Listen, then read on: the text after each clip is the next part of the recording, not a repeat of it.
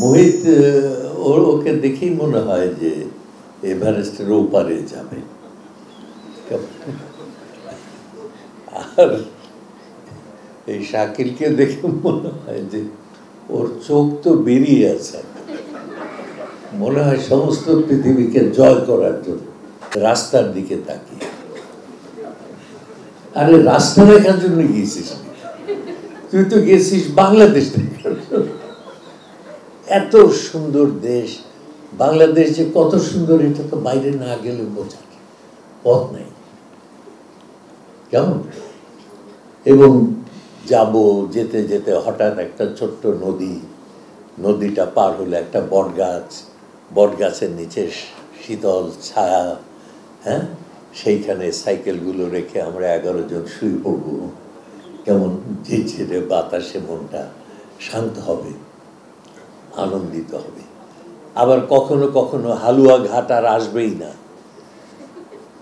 আমরা প্রাণপণে চেষ্টা করছি হালুয়া ঘাট কোথায়, হালুয়া ঘাট কোথায়, মানে একটানা 30 মাইল যাওয়া, তো হালুয়া ঘাট আর আসে না। শেষে একজন আমাদের বন্ধু, সে এক লোককে, রাস্তার পাশের লোককে বলে, ভাই হালুয়া কই। এরকম মজা করতে করতে করতে দেখা।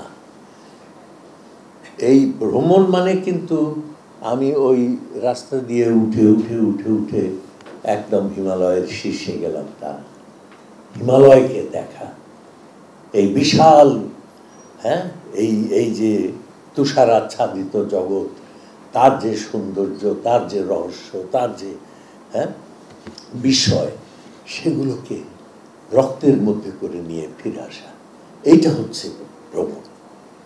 হ্যাঁ, ভ্রমণ মানে আমি হাঁটলাম সকালবেলায়, বলে যে আমি